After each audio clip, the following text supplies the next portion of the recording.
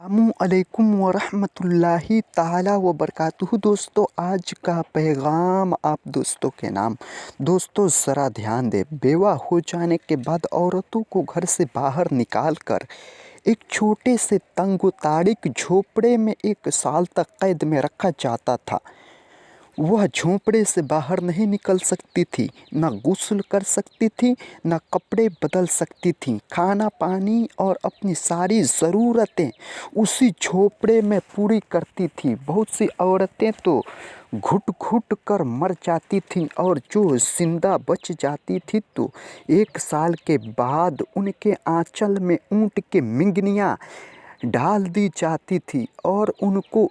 इस बात पर मजबूर किया जाता था कि वह किसी जानवर के बदन से अपने बदन को रगड़ें, फिर सारे शहर का उसी गंदे लिबास में चक्कर लगाएं और इधर-उधर ऊँट की मिंगनियाँ फेंकती हुई चलती रहें। ये इस बात का ऐलान हुआ करता था और इस बात का सबूत हुआ करता था कि उन औरतों की इद्दत ख़त्म हो गई है। इसी तरह की दूसरी भी तरह-तरह की ख़राब और तकलीफ़ देह रस्में थी जो गरीब औरतों के लिए मुसीबतों और बलाओं का पहाड़ बनी हुई थी और बेचारी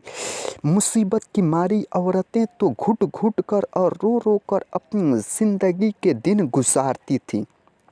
और हिंदुस्तान में तो बेवा औरतों के साथ ऐसे दर्दनाक ज़ालिमाना सलूक किए जाते थे जिनको सोच कर कलेजा मुँह को आ जाता है। हिंदू धर्म में तो हर औरत के लिए फ़र्ज़ था कि वह ज़िंदगी भर किस्म-किस्म की खिदमतें करके अपने शौहर की पूजा करती रहें और शौहर की मौत के बाद उसकी चिता की आग के शोलों पर ज़िंदा लेटकर सती हो जाए, यानी शौहर की लाश के साथ ज़िंदा औरत भी जलकर राख हो जाए। गर्ज़ पूरी दुनिया में बेरहम और ज़ालिम मर्द औरतों पर ऐसा जुल्म और सितम के पहाड़ तोड़ते थे कि उन मज़लूमों की दास्तान सुनकर एक दर्दमंद इंसान के सीने में रंजो गम से दिल टुकड़े-टुकड़े हो जाता है। इन मज़लूम और बेकस औरतों की मजबूरी व लाचारी का ये आलम था कि समाज में न इन औरतों के कोई हुकूक थे, न उनकी मज़लूमियत पर दर्द व दवा के लिए इन औरतों की किसी कानून का कोई सहारा था। 1000 बरस तक ये जुल्म और सितम की मारी दुखियारी औरतें अपनी इस बेकसी लाचारी पर रोती बिलबिलाती और आंसू बहाती रहें, मगर दुनिया में कोई भी इन औरतों के ज़ख्मों पर मरहम लगाने वाला और इनकी मसलूमियत के आंसू को पोंछने वाला